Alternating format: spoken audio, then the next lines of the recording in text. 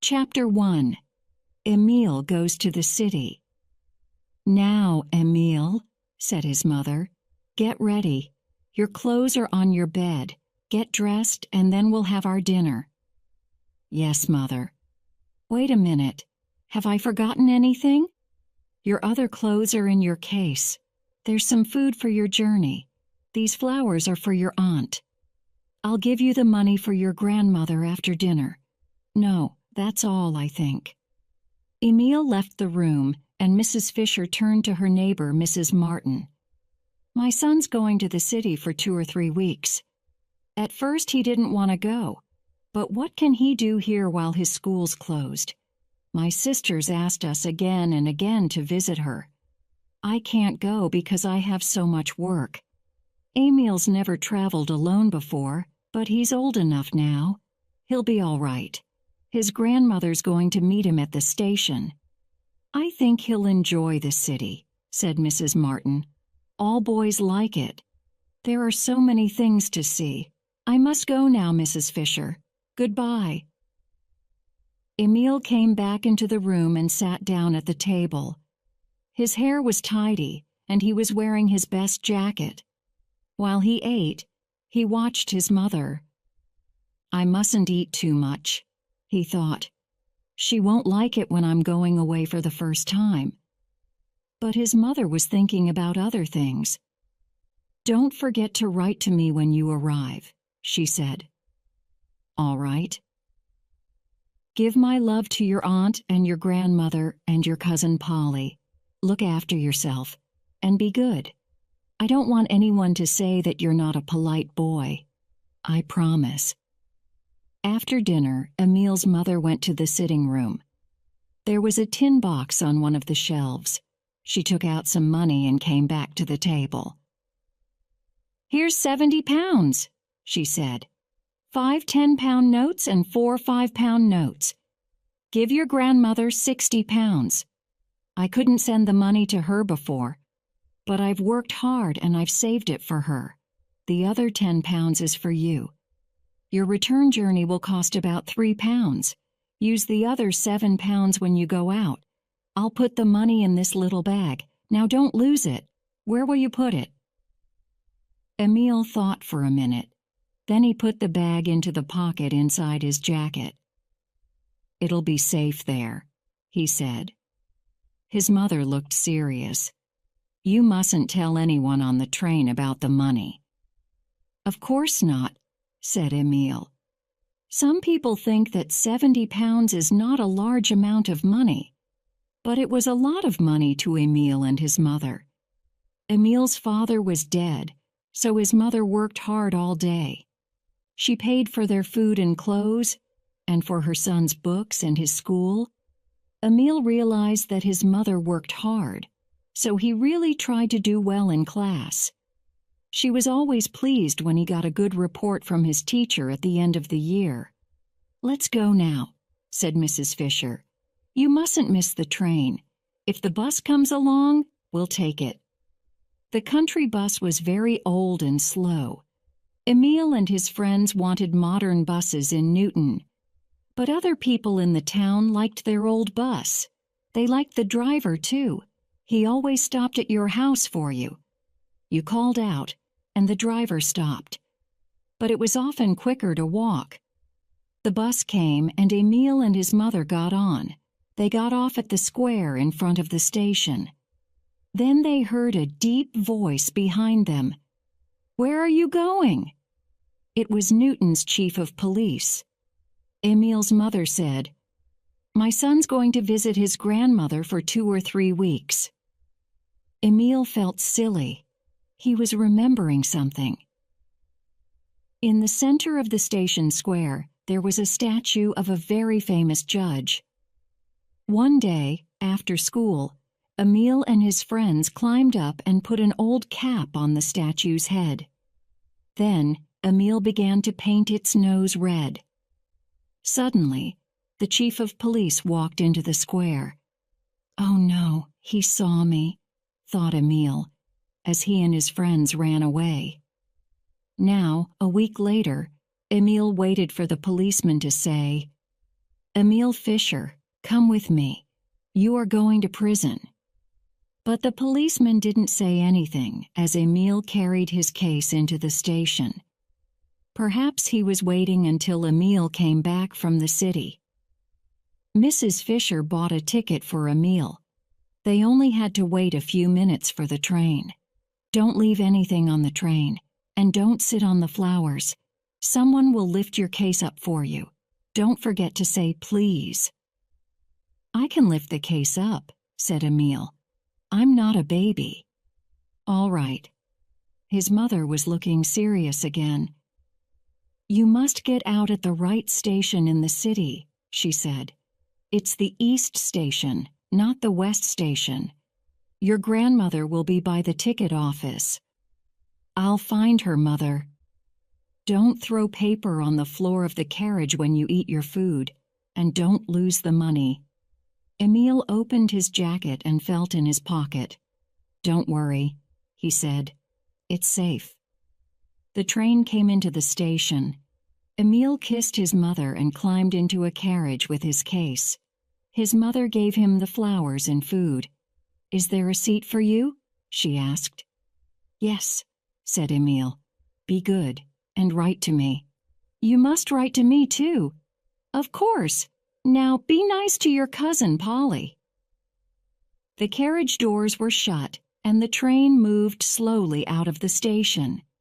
Mrs. Fisher waved her hand for a long time. Then she turned round and went home. She felt sad, but she only cried for a short time. She had to do her work. Chapter 2. The Thief. Emile took off his school cap and said good afternoon to the other people in the carriage. He sat opposite a fat lady. She was only wearing one shoe because her left shoe hurt her foot. She was sitting beside a man with a big nose. "Boys are not usually so polite," she said to the man. As she talked, she moved her painful foot up and down. Emile put his hand in his pocket. He wasn't happy until he felt the little bag. He looked at the other people in the carriage. They didn't look like thieves. There was another woman sitting to the right of the man with the big nose. She was sewing, making a cap for a baby. At the window next to Emile, a man with a black hat was reading a newspaper. Suddenly, the man put down his paper and took some sweets from his pocket. "Would you like one?" he asked Emile. "Thank you very much," said Emile, taking one of the sweets. "My name's Emile Fisher," he said. The other people in the carriage smiled in a friendly way. The man lifted his hat and said, "My name's Green." Then the fat lady asked Emile, "Does Mr. Smith still own the cloth shop in Newton?" "Oh, yes," said Emile. "Do you know him?" "Yes. I'm Mrs. James from Greenfield. I hope he's well. Can you tell him that?" "Yes, of course," replied Emile. "Are you going to the city?" Mr. Green asked Emile. "Yes, my grandmother's meeting me at the East Station ticket office." He felt in his pocket. The paper money in the bag made a little noise. It was still there. "Do you know the city?" "No." "Well, it will surprise you. Some of the houses there are 600 meters high. They tie the roofs to the sky. Then the houses don't move in the wind. And what do you do if you want to get to another part of the city quickly? Do you know?" "No," Emile answered, thinking, "This is a strange man. You're put in a box at the post office, and then you travel by post, and if you have no money, you can get 50 pounds from a bank. But you have to leave your head there." "Is your head at the bank?" the man with the big nose said. "Stop telling the boy stupid stories." The two men began to shout. Fat Mrs. James stopped moving her foot, and the other woman stopped sewing. Emile was happy, because the strange man couldn't talk to him now. He took out his food and began to eat his bread and butter. Then the train stopped at a big station. The two ladies and the man with the big nose got out. Mrs. James was almost too late because she couldn't get her shoe on. "Tell Mr. Smith what I said," she called to Emil as she left the train. Now Emil and the man with the black hat were alone. Emil wasn't very pleased about this. He didn't want to be with a strange man who gave away sweets, a man who told silly stories. Emil wanted to feel the money again, but not in front of the other man. Then the train started again. Emil went to the washroom at the end of the carriage. He took the little bag out of his pocket and counted the money. It was still there, but how could he make it safer? Then he remembered there was a pin in his jacket. He took out the pin and pushed it through the bag, the paper money and the cloth of his inside pocket. The money was safe now. Emil went back to the carriage. Mr. Green was asleep. Emil was glad. Now he didn't have to talk to him. He looked out of the window. He enjoyed watching the trees, the fields, and the houses. Mr. Green continued sleeping. Sometimes he made little noises. Emil watched him. Why did he always keep his hat on? Emil noticed his long face and thin ears. Suddenly, Emil jumped with surprise. "I nearly went to sleep. I mustn't do that," he told himself. He didn't like being alone with Mr. Green. Emil wanted more people in the carriage, but nobody came. He kicked his foot to stay awake. He sometimes did this at school in history lessons. For a short time, this helped him. He thought about his cousin, Polly. What did she look like now? It was 2 years since he last saw her. He couldn't remember her face very well. Some minutes later, he nearly fell off his seat. "Have I been asleep?" he thought. He kicked his foot again. Then he counted the flies on the window. He counted them from the bottom to the top. He counted them from the top to the bottom, and then he counted them again. First there were 24, then there were 23. Why does the number change? Emil asked himself. Then he fell asleep. When Emil woke up, he was lying on the floor of the carriage. The train was moving. He remembered his dream. It was a bad dream. The policeman from Newton was running after him. He caught him and took him to the stone judge. The judge was alive and said, "Emil Fisher, you painted my nose, so you must go to prison." Slowly, Emil began to remember. Of course, he was going to the city. Did he fall asleep, like the man in the black hat? But the man wasn't there. Emil was alone in the carriage. He sat up. His knees were shaking. He got up from the floor. His clothes were dirty, so he cleaned them quickly with his hands. Then he felt in his inside pocket. The money wasn't there. Emil felt a sharp pain and pulled his hand from his pocket. There was blood on his finger from the pin, but there was no little bag there. Emil began to cry. Of course, he was not crying about the blood. He was crying about the money. His mother worked so hard, and now there was no money for his grandmother or for his visit to the city. I've been careless, and a thief has stolen my money. Now what can I do? He thought. How can I get off the train and say to my grandmother, "Here I am, but I have no money for you, and you must give me the money for my ticket back to Newton. I can't stay in the city. I can't go home again." There was an alarm above the window at one end of the carriage. Emil thought, if I ring the alarm, the train will stop. A railway guard will come to the carriage. He'll ask, "What's happened? What's the matter?" And I'll say, "Someone's stolen my money." "Why didn't you look after it?" he'll answer. "What's your name? Where do you live? You stopped the train. Now your family will have to pay £25. In fast trains, there is a corridor that you can walk along. It takes you to the place where the guard sits. Then you can report a crime. But Emil was in a slow train. There is no corridor on slow trains. You must wait until the train stops at the next station. "What's the time?" Emil thought. The train began to pass large houses with bright gardens and tall buildings with dirty windows. The train was moving more slowly now. Emil knew what to do. "At the next station, I must call the railway guard and tell him everything. The railway company will tell the police. But then I'll have problems with the police," he thought, remembering his dream. "They'll ask the Newton police about me." He imagined the Newton police chief's report.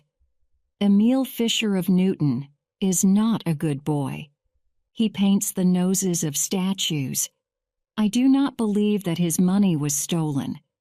Perhaps he was careless and lost it. But he probably hid it because he wanted to use it for himself. Emil Fisher is the thief. We must put him in prison." Emil thought about the report and was afraid. No, he couldn't tell the police. He took his case down and put on his cap. Then he put the pin back in his jacket and got ready. The train stopped. Emil looked out of the window and saw a sign on a wall. It said, "West Station." The doors were opened and people got out of the carriages. Friends were waiting to meet them. Suddenly he saw a black hat in the crowd. It was some meters away. Was it the thief? Perhaps he stole Emil's money but didn't leave the train. Perhaps he just moved to another carriage while the train was at one of the stations. Emil got out quickly. Then he remembered the flowers. He put down his case and jumped back into the carriage. He got out again with the flowers and picked up his case. Then he ran as fast as he could towards the gate. Where was the black hat? There it was. Or was it a different hat? Emil's case was heavy. He wanted to put it down and leave it. But someone will steal it, he thought. At last, he got through the crowd. He was now closer to the black hat. Was it the thief? No. There was another one. No, that man was too short. Emil ran in and out of the crowd.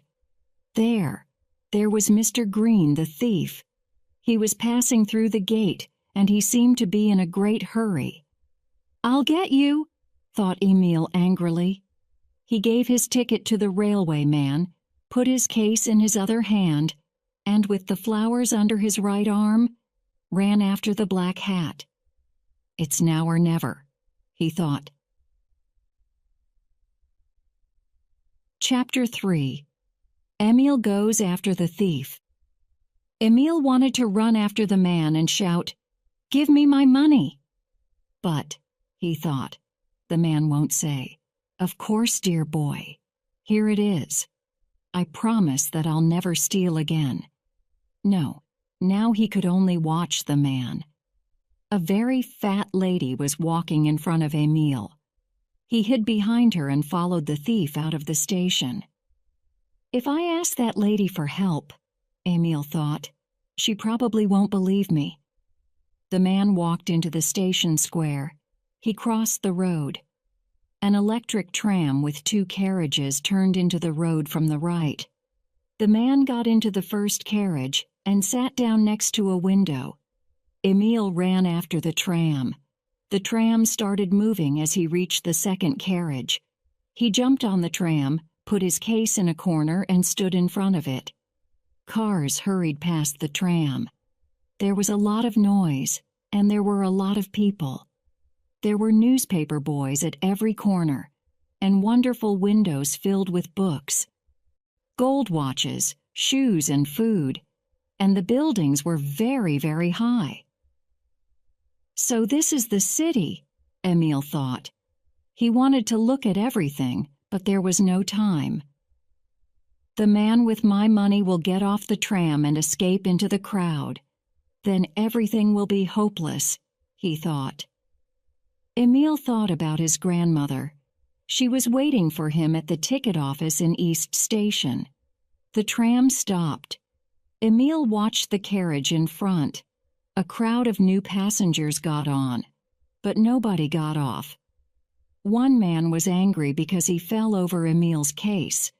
A man inside the tram was selling tickets. He rang the bell, and the tram moved again. Suddenly Emil thought, "Oh no, I haven't got any money. If I can't pay for the ticket, I'll have to get off." He looked at the other passengers. "Can I say to one of them, 'Please give me some money for my ticket'?" he thought. One man was reading a newspaper. Two others were talking about a bank robbery. "The thieves made a hole underground," one of them was saying, "and they went through the hole into the bank. They stole thousands of pounds." The other man laughed. "Who can believe what people say?" he asked. "Perhaps only a little money was taken." "No," thought Emil, "they won't believe me." The ticket man came nearer and nearer to Emil. "Tickets, tickets, please," he called out. People gave him their money and received their tickets. He reached Emil. "And you?" he asked. "I've lost my money, sir," Emil said. "Lost your money? I've heard that story before. And where do you want to go?" I don't know yet," said Emil. "Well then, get off at the next stop." "No, I can't do that. I must stay here. Please, sir." "If I tell you to get off, you get off. Do you understand?" "Oh, give the boy a ticket," said the man who was reading a newspaper. He gave the ticket man some money, and Emil received his ticket. "A lot of boys tell me they've lost their money," said the ticket man. "Then they laugh at me behind my back." "This one won't laugh at you," said the man with the newspaper. "Thank you very much, sir," Emil said. "Oh, that's all right," the man with the newspaper said. "Excuse me, sir. Where do you live? Why do you want to know?" "I want to give you back your money. I'm staying here for a few weeks, so I can bring it to you. My name's Emil Fisher, from Newton." "Oh, forget about it," said the man. The tram stopped again. Emil watched. Did the man in the black hat get off? He saw nothing. The tram continued its journey. Emil looked at the beautiful wide roads. He had no idea where he was going. The thief was still sitting in the other carriage. Nobody seemed interested in Emil. Even the kind man was reading his newspaper again. The city was so large, and Emil felt so small. It didn't matter to anyone that he had no money. 2 million people lived in the city, and nobody was interested in his problems. What's going to happen? Emil thought. He felt very unhappy.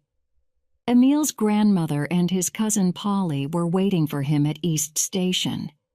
They were standing near the ticket office, looking at the time every minute.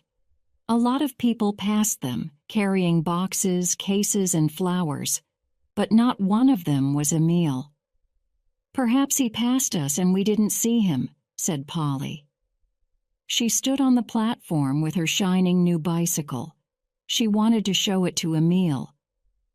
"He'll want one too when he sees it," she thought.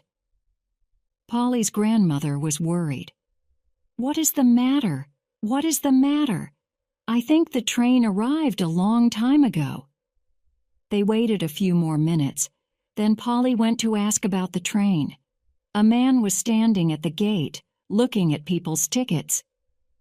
"Has the train from Newton arrived yet?" Polly asked him. "Newton? Oh, yes. said the man. "That train arrived a long time ago." Polly went back to her grandmother and gave her the news. "Oh dear, what's happened? What's happened?" the old lady said. "I think he got out at the wrong station," said Polly. "Boys are so stupid." They waited for another 5 minutes. "We can't stay here," said Polly. "The next train from Newton is in 2 hours. Let's go home now. I'll come back here on my bicycle and meet him." "I don't like it. I don't like it," said the old lady. When she was worried about something, she always said things twice. At home, Polly's father and mother didn't know what to do. Polly's father wanted to write to Emil's mother. "No, don't do that," said his wife. "Perhaps he'll be on the next train." "I hope he will," said Polly's grandmother. "But I don't like it. I don't like it." "I don't like it either," said Polly, shaking her head wisely. Chapter 4. Emil's friends make a plan. At last, the man in the black hat got off the tram. Emil picked up his case and the flowers, thanked the man with the newspaper, and followed the thief. The thief walked in front of the tram, crossed the road, and continued on the other side. The tram moved away, and Emil saw the man go into a cafe. "Now," thought Emil, "I must be very careful." There was a house at the corner of the road. He ran into the doorway. It was a good place to hide. From there, he could see the thief easily. Mr. Green was sitting close to the cafe window. He was looking very pleased with himself. He ordered some coffee. Emil didn't know what to do. "I can't stay here and watch the man. A policeman will come along and tell me to move," he thought. Suddenly, a horn sounded just behind Emil. He jumped and turned round quickly. A boy stood there laughing at him. "Don't be afraid," said the boy. "Did you make that loud noise?" asked Emil. "Of course," said the boy. "You're not from here, are you? Everyone here knows me and my horn. I always carry it with me." "No, I'm not from here," said Emil. "I'm from Newton. I've just come from the station." "Newton? From the country? Is that why you're wearing those silly clothes?" "Don't talk like that or I'll hit you," said Emil angrily. The other boy looked surprised. "I don't want to fight," he said. "It's too hot, but I will if you want to." "I haven't got time to fight now," said Emil. "I'm busy." "Busy? You aren't doing anything, just standing in this doorway." "Yes, I am," Emil answered. "I'm watching a thief." "What? Did you say thief?" "That's right," said Emil. He told the boy about losing all his money. "Well, this is wonderful," said the boy as Emil finished the story. "It's like a detective film at the cinema. What are you going to do next?" "I don't know. Look, there's a policeman over there. Let's tell him. He'll help you." "I don't think so," said Emil. "I did something wrong in Newton. I think the police want to catch me." "Oh, I see," said the boy. He thought for a minute, then said, "I'll help you if you want me to." "I'd like that," said Emil. "My name's Paul," said the boy, "and mine's Emil." "Well, Emil," said Paul, "we must do something. Have you got any money now?" "Not a penny." Paul sounded his horn softly. It usually helped him think, but it didn't help this time. "Can you bring some of your friends here?" asked Emil. "Good idea," said Paul. "I'll run round to their houses and sound my horn. Then they'll come out and help us." "Okay, but come back soon," said Emil. "If the thief leaves, I'll have to follow him. Then you won't know where I am." "That's true. But I don't think the man will leave yet. He's eating some eggs." Paul ran off. Emile felt much happier. Friends are a great help when you are in trouble. Emile watched the thief. He was enjoying his meal. Perhaps he was paying for the food with Mrs. Fisher's money. But things were different now. Emile had help at last. 10 minutes later, Emile heard the horn again. He saw about 20 boys coming up the road towards him. Paul was in front. "What do you think of this?" he asked Emile. "Great," said Emile, looking at all the boys. "I've told them what happened," Paul continued. He turned to the other boys. "This is Emile, and the man who stole his money is sitting in that cafe. He mustn't escape." "We'll soon catch him," said a boy with a loud voice. "This is the captain," Paul said. He then told Emile the names of all the other boys. "Well," said the captain wisely, "we must begin. First, everyone must give me their money." Each boy threw his money into Emile's cap. A very small boy called Little Tuesday put 5 pence into the cap. He was very excited because it was his job to count the money. "We have 85 pence, Little Tuesday reported. 3 of us will keep the money. If we can't stay together, there'll always be someone with money." "Good idea," said the captain. He and Emile each kept 20 pence. Paul took the rest. Emile thanked everyone and said, "I'll return the money after we catch the thief, but I can't do much with this case and these flowers. I'd like to leave them somewhere safe." "Give them to me," said Paul. "I know the man who owns that cafe. I'll leave them with him, and I'll have a good look at the thief while I'm there." "Be careful," said the captain. "We don't want the thief to know you're watching him." When Paul came back, Emile said, "Now I think we should have a meeting, but not here. Everyone can see us." "We'll go over to the square and sit on the grass," said the captain. "But some boys must stay here and watch the thief. They can be the watchers. 2 can watch the cafe and 5 or 6 others can stand along the road. If anything happens, they can run to the square. Then we'll come back here." "I'll choose the watchers," Paul said to Emile and the captain. "And I'll stay here too and watch the cafe. You take the rest of the boys with you. Hurry. It's getting late now." Paul chose the boys that he needed. The rest went to the square with Emile and the captain. They sat down on 2 long seats in the middle of the square by the grass. They all looked very serious. Then the captain began to speak in a loud voice. His father was a soldier and always spoke like that when he gave orders. "It's possible," the captain said, "that later we won't be able to stay together. If that happens, we'll need a telephone. Who has a telephone at home that they can use?" "I have," Little Tuesday called out. "My family's out at the cinema tonight." "And what's your telephone number?" the captain asked. "West 5478. The captain thought for a minute. He turned to a boy named John.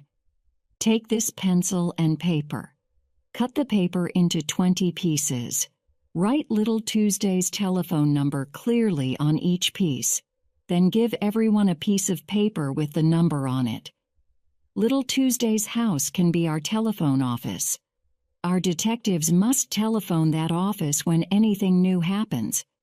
And when we want to know the news, we can telephone that number too."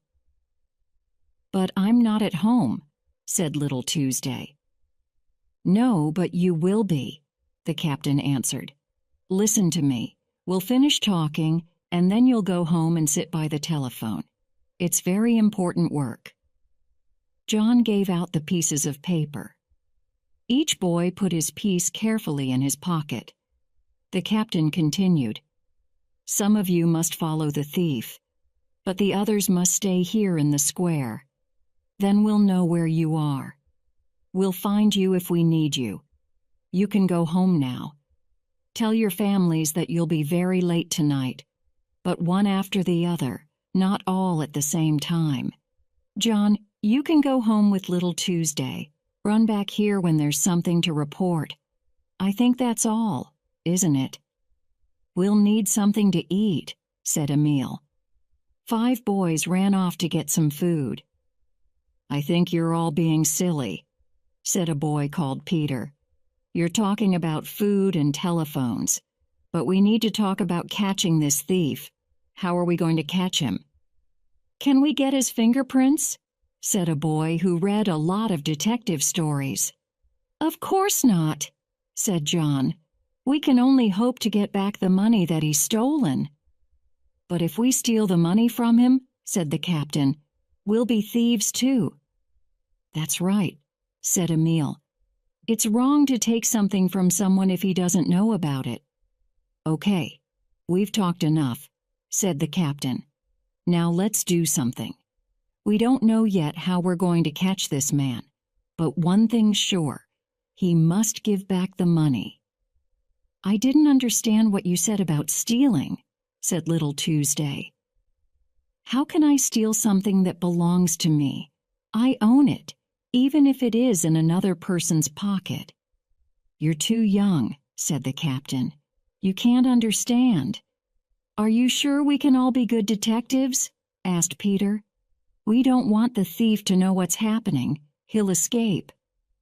Yes, we'll need some good detectives, cried little Tuesday. That's why you need me.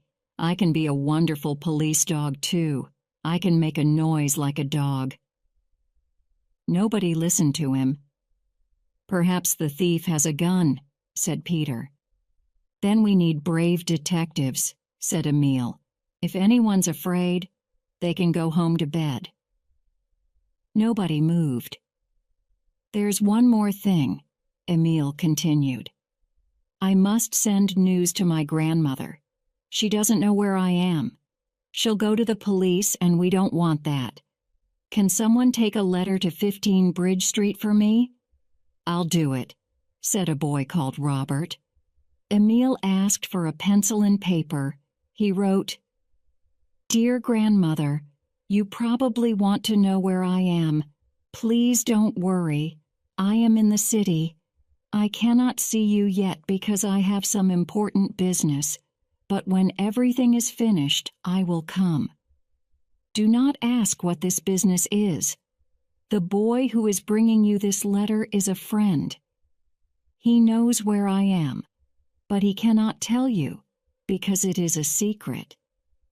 Give my love to Uncle, Aunt, and Polly. Your loving grandson, Emil. Emil wrote the number of the house and the name of the street on the other side of the paper. Robert took it. The captain gave him the money for his tram ticket, and Robert hurried away. The 5 boys came back with the food. Emil gave some food to each of the detectives. Some of the boys were still at home. Their families did not want them to come out again. The captain then gave them all a secret word. The word was Emil because it was easy to remember. When they phoned Little Tuesday, they had to say this word first. If a caller knew the word, they were a friend. The captain turned to Little Tuesday. Please telephone my father. Tell him that I have some important business. I won't be home until late. All right, said Little Tuesday. He went home, taking John with him. Won't your father be angry? Asked Emil in surprise. My father knows I'm sensible, answered the captain. I've promised him that I'll never do anything wrong. I can do what I like, but I mustn't break that promise. Why aren't all fathers like that? Said Peter. The captain turned to the rest of the boys. I'll leave my money here, he said. We have enough without it. Gerald, you must be the chief. Wait here until we send for you. John will come from Little Tuesday's house if we need help. Are there any more questions? Is everything clear? Our secret word is Emile. Don't forget. Secret word. Emile, the boys cried loudly. All the people in the square looked at them with surprise. Emile was really enjoying himself now. I'm almost glad that thief stole my money, he thought. Chapter 5. Following the Thief. 3 of the watchers ran into the square waving their arms. This was the sign. Mr. Green was leaving the cafe. Let's go, the captain cried, and he, Emile, and 3 other boys ran back to Paul. He was waiting for them in the doorway of the house. The thief was standing outside the cafe, buying a newspaper. He opened the newspaper and began to read. He's looking over the top of the newspaper. He wants to see if anyone's watching him, said Emile. I watched him very carefully, said Paul, and he didn't look at me once. He just continued eating. The thief put the newspaper in his pocket and looked around him. A taxi came past. He shouted, and it stopped. He got in, shut the door, and the taxi drove away. The boys got into another taxi. Follow that taxi, Paul said to the driver. Follow it carefully, please. The man inside mustn't see us. We're following him. What's the matter? The taxi driver asked. It's a secret, Paul said. The man's done something wrong. All right, but have you got any money? Of course. They drove through the streets. A few people looked surprised when they saw so many boys in one taxi. Down, down, Paul said in a low voice. The boys threw themselves on the floor of the taxi. What's the matter? Asked the captain. The traffic lights are red. We can't move until they change. The other taxi stopped too, and we're just behind it. If the man turns round, he'll see us. The driver looked round at the boys and began to laugh. Then the lights changed to green. The boys got off the floor and sat in their seats again. I hope this isn't going to be a long journey, said the captain. He was thinking about the money. But soon, the first taxi stopped in a square at the door of a hotel. The thief got out, paid the driver, and went into the hotel. Follow him, Paul, said the captain. If the hotel has another door, he'll escape.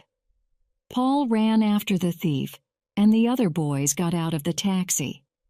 Emile paid the driver. Then they followed the captain through a gateway and into a large courtyard behind a cinema. The captain sent a boy called Tony after Paul. I hope the thief stays in that hotel, Emile said. We can watch him easily from here. This courtyard is a wonderful place for our head office. Yes, and it's near the trams and the post office telephones too, the captain agreed. He sat on a seat in the courtyard. He looked very serious, like someone who was planning a war. Paul came back. The thief took a room in the hotel, he said excitedly. And there's only one way out. I checked. We've got him. Is Tony watching the hotel? The captain asked. Of course. The captain gave a boy called Walter some money. Phone Little Tuesday, he said. Walter ran to the post office. Is that you, Tuesday? Speaking, Little Tuesday replied.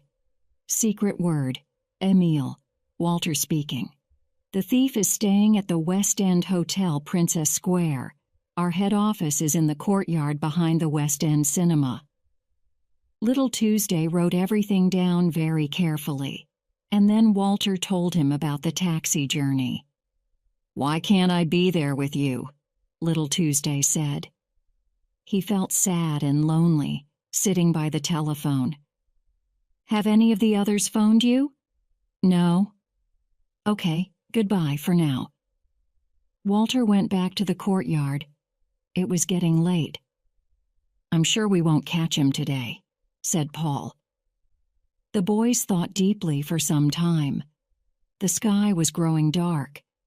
They weren't sure what to do next. Suddenly they heard a bell. It was coming nearer. A shining new bicycle came into the courtyard. A girl was riding it, and behind her was Robert. Emil jumped up and said, "That's my cousin, Polly." The captain offered Polly his seat, and she sat down. "Well, Emil," Polly began, "we were just going to the station to meet the next train from Newton. Then your friend Robert arrived with the letter. You have some very nice friends." Robert looked pleased. "And now," Polly continued, "Father and Mother and Grandmother are probably asking where I am. I didn't tell them anything. I just left the house with Robert. We phoned your office and spoke to little Tuesday. And so here we are. But I must go back home now." "Were the family angry with me?" asked Emil. "No. Grandmother just talked and talked until Father and Mother told her to be quiet." Polly stood up. "I hope you catch your thief tomorrow. Who's your chief detective?" "This boy," said Emil. "He's the captain." "I'm pleased to meet a real detective," said Polly. The captain looked proud of himself. "And now I must go," Polly said. "I'll come back in the morning. Goodbye." Polly rang the bell on her bicycle and rode away. Time passed slowly. Emil went to see Walter and Tony, the two boys who were guarding the hotel. Then he went to the hotel, looked in, and went back to the courtyard. "We can't go home," he said. "Someone should stay and watch for us. There's a boy in the hotel who works in the lift. Let's speak to him. Perhaps he'll help us." "That's a good idea," said the captain. "You're not as silly as most people from the country." "City people don't know everything," Emil replied. He felt a little angry. The other boys didn't want the thief to see Emil. So Paul went to speak to the lift boy. Emil and the captain went out of the courtyard. They stood by the gateway eating bread and butter. It was nearly nighttime. Electric lights shone everywhere. The noise of trams, bicycles, and taxis seemed even louder now. There was dance music coming from the West End Hotel. Crowds of people were going into the cinema. "The city is wonderful, of course," Emil said, "but I wouldn't like to live here all the time. Newton is much smaller, but it's big enough for me. There's too much noise here." "I like the city," said the captain, "and if you live here, you don't notice the noise." About an hour later, Peter and a number of other boys came into the courtyard. They were carrying a lot of food. The captain was very angry. "What are you doing here?" he shouted. "I told you to stay in the square." "Don't shout," said Peter. "We want to know what's happening here." "John didn't come from little Tuesday's house with any news," said Gerald. "So we thought something was wrong. That's why we came." "How many boys are in the square?" asked the captain. "3 or 4, said one of the boys. "No, I think there are only 2, said another. "That's enough," shouted the captain. "Is there anyone in the square?" "Stop shouting," said Peter. "You can't tell us what to do." "I don't think you should be a detective," said the captain. "We don't want you." Peter said some rude words and went away. A boy came through the gateway. He was dressed in green and there was a green cap on his head. "Is that the lift boy?" asked the captain. Nobody answered. The boy came towards them. Suddenly a horn sounded and the boy in green began to laugh. It was Paul. "Don't you know me?" he asked. Everyone laughed. A window above the courtyard opened and someone shouted, "Be quiet down there." The captain looked serious. "We mustn't make a noise," he said. "Come here, Paul.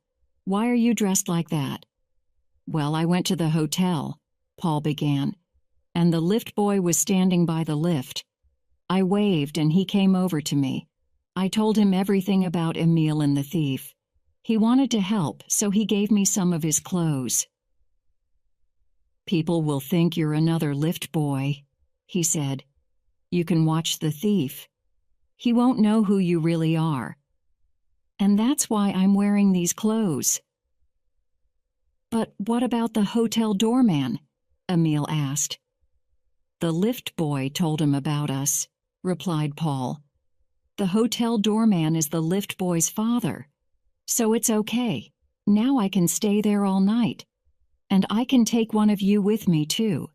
The thief is in room 61. I went up and stood near the door in these clothes and watched. After about half an hour, he came out and went to the toilet at the end of the corridor. When he came back, I stepped in front of him. 'Is there anything I can do for you, sir?' I asked. 'Oh, yes,' he said. 'Tell them to call me at 8 o'clock tomorrow morning. Don't forget.'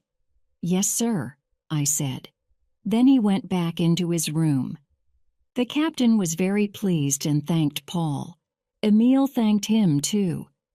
Now everyone was very excited about the next day. They were all thinking the same thing.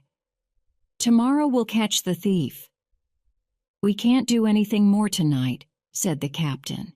You can all go home to bed, but you must be back here early tomorrow morning and try to bring some more money. I'll phone little Tuesday now and tell him to send the others home. I'll go to the hotel with Paul, Emil said. Soon everyone was asleep. Most of the boys were in their beds at home, but not all of them. Paul and Emil were sleeping in a room at the West End Hotel, and little Tuesday was asleep in his father's chair next to the telephone. He was dreaming of hundreds of telephone calls. Sometime later, little Tuesday's father and mother came home. They were surprised to find him asleep in a chair. His mother carried him up the stairs. Secret word, Emil. Secret word, Emil, little Tuesday said in his sleep. Of course, his mother didn't understand. Chapter 6. The thief is caught. Early next morning, the thief was dressing. He looked out of his window and noticed a large crowd of boys in the street below. Some of them were playing football in Princess Square. The others were standing there talking. The schools are probably closed today, he thought. At the same time, the captain was having a meeting in the courtyard at the back of the cinema. There were more boys than before, and he was very angry again. I didn't want you to tell anyone about our plan, he shouted. And what do? You bring a lot of boys that we don't know. Our plan was a secret. It isn't now. Don't be angry, Captain, said Gerald. We'll catch the thief. You can send all these boys home, said Walter. He was trying to help. No, I can't, said the captain. They won't go. There's only one thing to do then, said Emil. We must change our plans. We can't follow the thief secretly now. There are too many boys. So he must see what we're doing. When he comes out of the hotel, we'll make a circle of boys around him. That circle will follow him everywhere he goes. He won't be able to escape. Good idea, said the captain. I was thinking that too. The boys in the circle should make a lot of noise, said Emil. Then other people will notice what's happening. The thief will want to give us the money back before the police arrive. There was the sound of a bell at the gateway. Everyone turned round. Polly rode into the courtyard. Good morning, detectives, she said. She jumped off her bicycle and took a bag from the front. I've brought you some coffee, she said, and some food.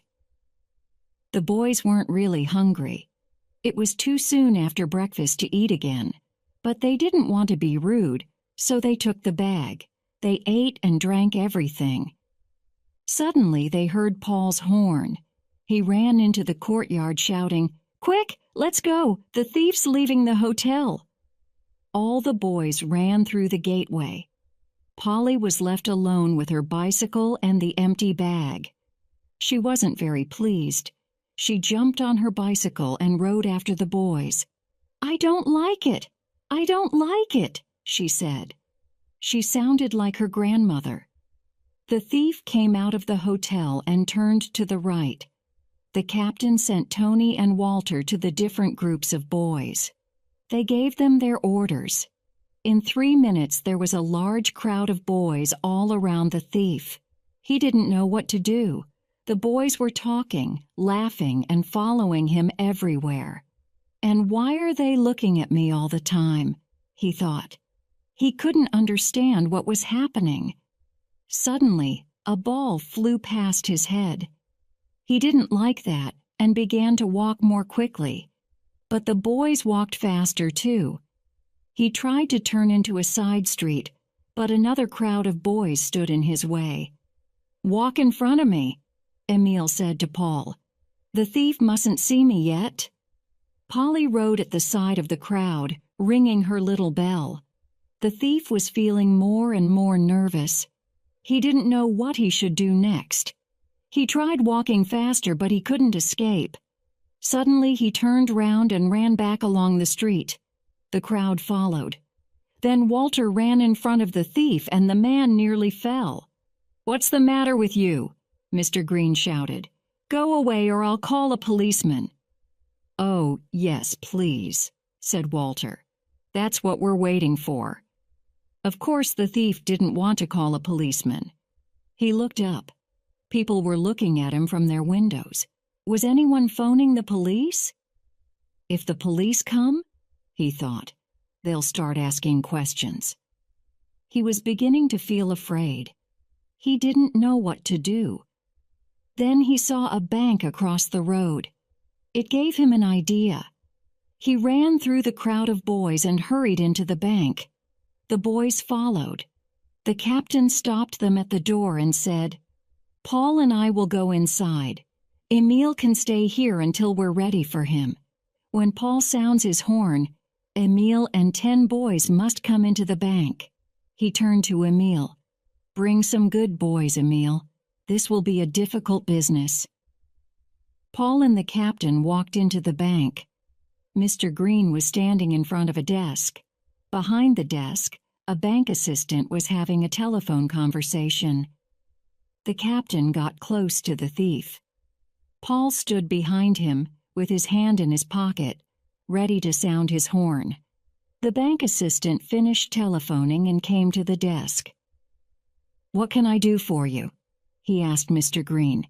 "Can you change these £70 for me, please? I'd like £5 notes for the £10 notes, and £1 notes for the £5 notes." He took the money out of his pocket. "Stop!" the captain called out. "That money was stolen." "What?" said the bank assistant in surprise. The other people in the bank looked up from their work. "This man stole that money from my friend," said the captain. "But if he changes the money into smaller notes, nobody can prove it." "You crazy boy!" shouted Mr. Green. He hit the captain in the face. The captain hit him back, hard in the stomach. All the bank workers ran to the desk to watch. Paul sounded his horn. 10 boys came running into the bank. Emile was in front. They all stood around Mr. Green. The bank manager came out of his office. "What's all this noise about?" he asked. Emile pointed to the thief. "Yesterday afternoon, this man here stole my money. He took it while I was asleep on the train from Newton." "Can you prove this?" the manager asked. Mr. Green laughed. "Of course he can't. I've been here for a week. Yesterday I was in the city all day." "That isn't true," Emile shouted angrily. He was almost crying. "Can you prove that this is the same man? The man who was on the train yesterday?" the manager asked. Emile thought for a minute. His friends began to look worried. Yes, I can, Emile said at last. There was a lady in the carriage for the first part of the journey. Her name is Mrs. James, and she lives in Greenfield. I remember because she asked me to speak to her friend Mr. Smith. He owns a cloth shop in Newton. The bank manager turned to the thief. And can you prove that you were in the city all day yesterday? He asked. Of course I can, the thief answered. I was at the West End Hotel in Princess Square. That's where I'm staying. But only since yesterday evening, Paul said. I know that for a fact. I've been there, dressed as a lift boy. The other bank workers smiled. They wanted to believe the boy's story. But the bank manager looked serious. I must keep this money for now, he said. He took a piece of paper and began to write down their names and addresses. The man's name is Green, Emile said. The thief laughed loudly. You can see that there's been a mistake. My name's Miller, not Green. In the train yesterday, he called himself Green, Emile said. Can you prove that your name's Miller? Asked the bank manager.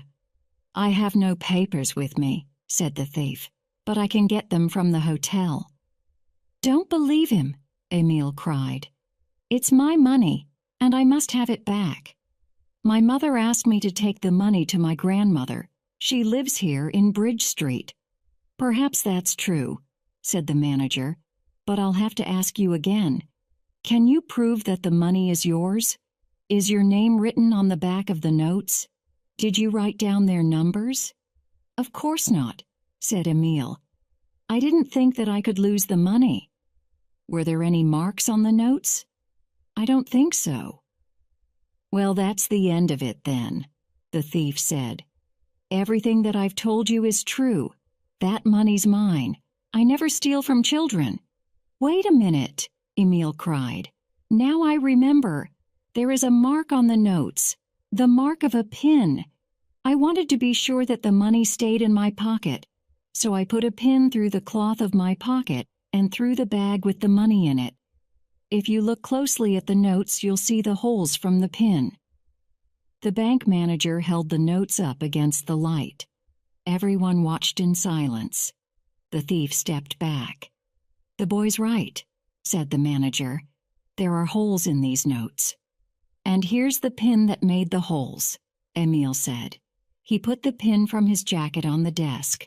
Then he held his finger up. And here's the place where I pricked myself. The thief turned and pushed through the crowd of boys. Some of them fell down. He ran through the door of the bank and disappeared. Catch him, cried the bank manager. Everyone ran to the door. The thief was outside. There were about 30 boys round him. Some of them held his legs, some of them held his arms, and some of them held his coat. There was no escape for him now. A policeman came running towards them. Polly was with him. The bank manager said to the policeman, "Take this man to the police station. He's stolen this boy's money." The policeman held the thief's arm. "Right," he said. "You come along with me." The bank assistant took the money and the pin and went with them. All the boys and Polly went too. They were a strange group.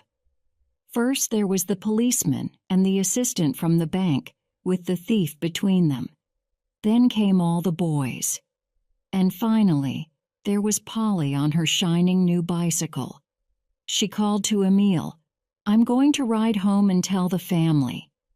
She rang her little bell, turned into a side street and rode away. Chapter 7. Policemen and Reporters. At the police station, the policeman told his chief everything that he knew. Emile added more information. He also had to give his name, date, and place of birth and address. The police chief wrote everything down. "And what's your name?" he asked the thief. "John Turner," the man answered. When they heard this, Emil, Paul, and the captain laughed loudly. Even the bank assistant laughed. "First his name's Green," Paul said. "Then it's Miller. And now it's Turner. So what's his real name? Why don't you ask him?" "Silence," said the police chief. Mr. Green Miller Turner gave the date and place of his birth. He was staying at the West End Hotel. No, he couldn't prove who he was. He didn't have any papers with him. "And where were you before you came here yesterday?" the police chief asked. "In Greenfield." "That isn't true," cried the captain. "Silence!" the police chief shouted. He turned to the thief. "Mr. Turner, did you steal 70 pounds from the schoolboy Emil Fisher of Newton yesterday?" "Yes," said the thief sadly. "I don't know why I did it. The boy was asleep in the corner of the carriage. I saw the bag with the money in it fall out of his pocket, so I picked it up. I only wanted to see what was in the bag. But because I didn't have any money, this isn't true," Emil said. "The money didn't fall out of my pocket. There was a pin through it." "And he did have some money," the captain said. "He paid for food and a taxi yesterday. And today all Emil's money was still in his pocket." "Silence," the police chief said again. "I didn't ask you to speak." He wrote everything down. "Can't I go, sir?" the thief asked. "I made a mistake and I'm sorry. You know where I'm staying. I'm in the city on business, and I'd like to finish it today." The police chief didn't listen to him. He phoned the main police station for a car to take the thief away. "When can I get my money back?" Emil asked. "I don't know. They'll tell you at the main police station. You must go there now and report to the chief detective." The police car arrived a few minutes later and took the thief away. The other boys were standing outside the police station. Emil gave them the news. He asked them to telephone Little Tuesday with the news, too. Finally, he said, "Thank you, everyone, for all your help. Soon I'll be able to pay back the money that you lent me." The boys were happy to help, they said. They didn't want the money back. Only Emil, Paul, and the captain went to the main police station. A policeman took Emil to see the chief detective. The others waited outside his office. The chief detective was a pleasant man. He listened to Emil's story and then gave him back the money. "Look after it now," he said. "I will," said Emil. "I'm going to take it to my grandmother." "You and your detectives did a very good job," said the chief. "Thank you, sir," said Emil. "Can I ask a question?" "Of course." "What will happen to the thief?" "We'll take his photograph and his fingerprints. Then we'll check on our list of criminals. We'll see if he's there." "List of criminals?" "Yes, it's a book. We keep photographs of all the people who've been to prison.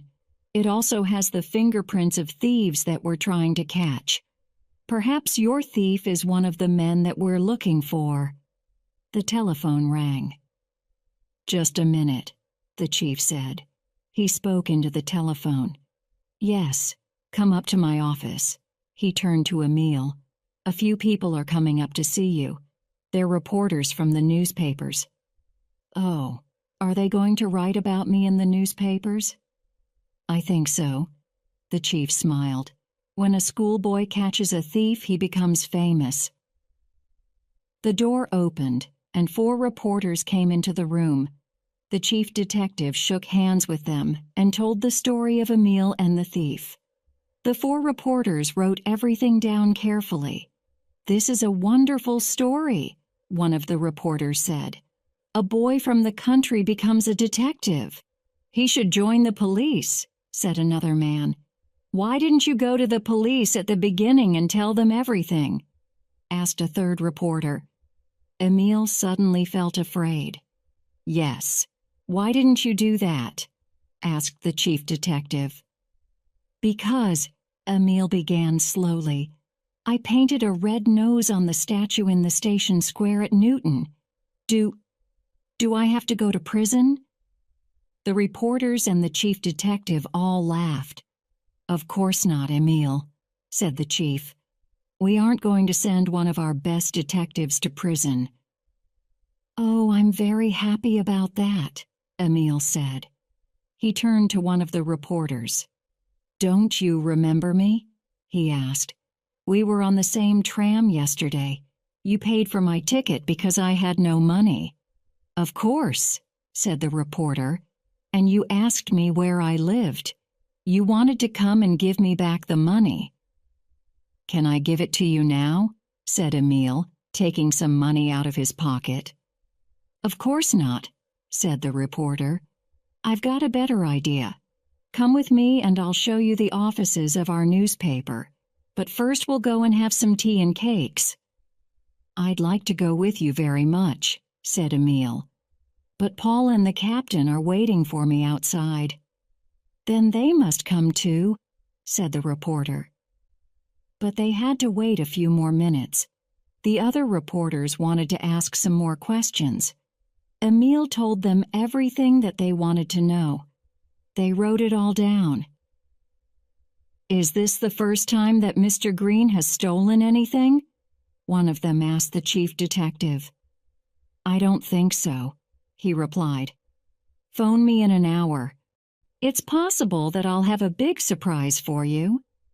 The reporter from the tram put Emile, Paul, and the captain into a taxi, and they all drove away for tea and cakes. Paul sounded his horn on the way.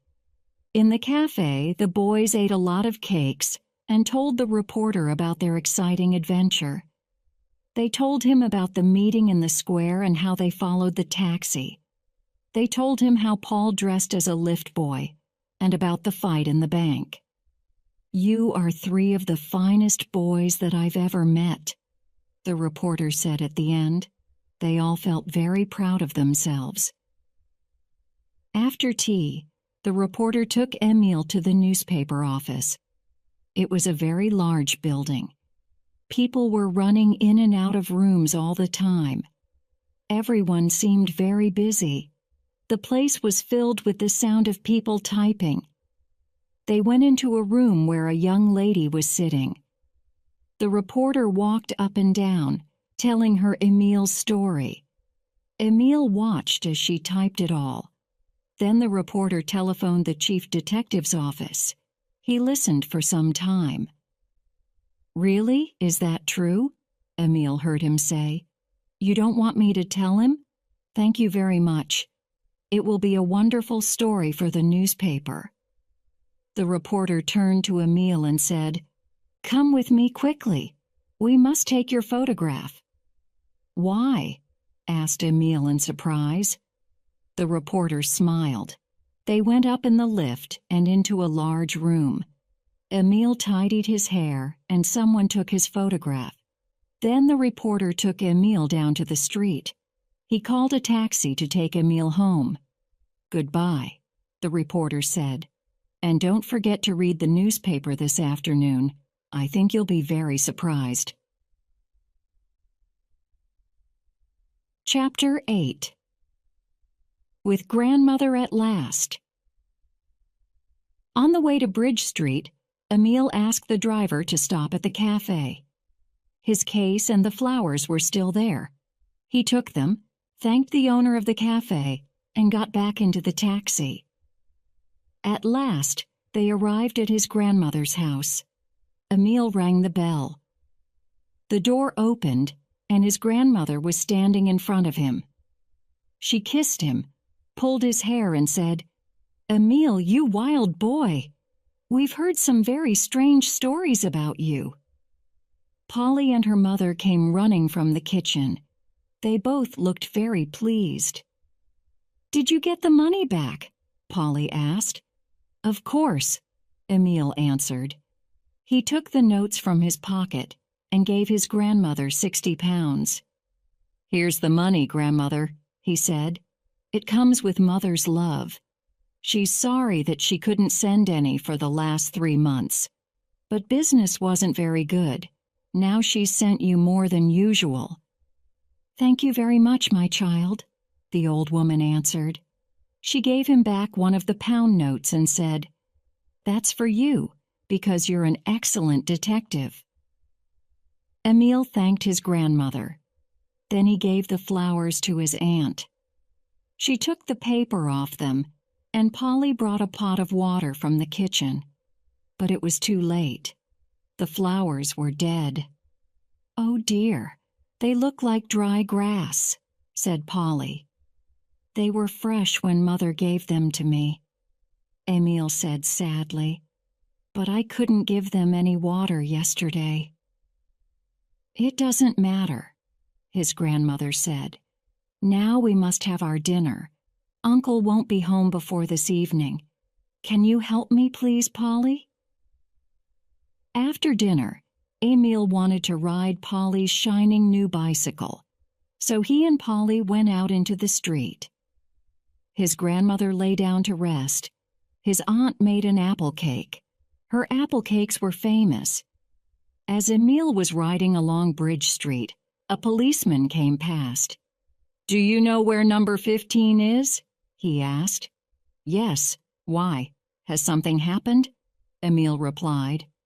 He was thinking about the statue again. No, said the policeman. "Are you the schoolboy Emil Fisher?" "Yes, sir." The policeman didn't say another word. He just walked to the house and rang the bell. Emil's aunt asked the policeman to sit down in the sitting room. His grandmother woke up. She wanted to know what was happening, too. Emil and Polly stood near the table. They were all excited. "I have some news for you," the policeman began. "Emil and his detectives followed a bank thief. The police have wanted to catch the man for a long time. We found his fingerprints in our list of criminals, so he had to tell us everything. And this time, his story was true. Most of the money that he stole was in his hat and inside his coat. It was all in 100-pound notes." "Really?" said Polly. She couldn't believe it. The policeman continued, "2 weeks ago, the bank promised a reward to the person who found the thief. And you caught the man," he said, turning to Emil. "So you'll receive the reward. The chief detective is very pleased." The policeman took some notes from his pocket and put them on the table. £50, he said. Emil looked at the money. He was too surprised to speak. His grandmother gave the policeman a cup of coffee, and then he left. The old woman put her arm round Emil, saying, "I can't believe it! I can't believe it!" Emil still couldn't speak, but Polly could. She jumped up and down, shouting, "Now we can invite all the boys here to tea." "Yes," Emil said, "but first we must invite Mother." Chapter 9. Emil's mother goes to the city. The next morning, Mrs. Fisher's neighbor, Mrs. Martin, rang her doorbell. "How are you, Mrs. Fisher?" she asked. "I'm worried about my son," Mrs. Fisher replied. "He hasn't written to me since he went to the city. I'm watching for the postman all the time." "Well, now you can stop worrying, my dear," said Mrs. Martin. "I came to tell you that he's fine. He sends his live." "Where is he? How do you know?" "He's very well. He's also famous. He caught a thief and was given a reward of £50. You must go to the city on the next train." "But who told you all this?" "Your sisters just phoned me. You must go and see them immediately." Later that afternoon, Mrs. Fisher had another surprise. She was sitting on the train, and a man opposite her was reading a newspaper. Suddenly, she saw something on the front page. "That's my son!" she cried, pointing to a photograph of Emil. The man put down the newspaper and looked up in surprise. "Really?" he said. "So you're Emil Fisher's mother. I'm sure you're very proud of him. Here, you can read the story." And he gave her the newspaper. "Country boy acts as detective," she read. "100 children follow a thief." Then came Emile's story. Mrs. Fisher read every word carefully. When she finished, she felt very proud of her son, so she read the story again, 7 times. Emile was waiting for her at East Station. "Isn't it wonderful?" he said. "And do you know what I'm going to do? I'm going to buy a new coat for you and a football for me." His mother smiled. "That's very nice of you, dear. But I've got a better idea. We'll put most of the money in the bank and save it. When you're older, it will be very useful to you." "Well, okay," said Emile. "But you'll still have your coat. And now I'd like you to meet my friends." "Where are they?" "At Grandmother's house. Aunt has made one of her apple cakes, and we've asked all the boys to a tea party. They're there now, making a lot of noise." And it was noisy when they arrived. All Emile's new friends were there: Paul, the captain, Gerald, Walter, Robert, Tony, John, Little Tuesday, and the others. There weren't enough chairs for everyone. Polly was running from one table to another with a big pot of tea. Everyone was eating apple cake. The old grandmother was laughing happily. Emile's mother thanked the boys for helping her son. Suddenly, the old grandmother stood up. "Now listen to me, boys," she began. There was silence. "I'm not going to tell you how wonderful you are," she said. "It isn't a good idea to be too proud of yourselves. It's true that you caught a thief. But there's one boy here who wanted to follow Mr. Green with the rest of you. He wanted to go after him in a taxi and dress in a lift boy's clothes and watch him secretly. But he didn't. He did what you told him to do. He stayed at home by the telephone and helped in that way." Everyone looked at Little Tuesday. "Yes, I'm talking about Little Tuesday," the grandmother continued.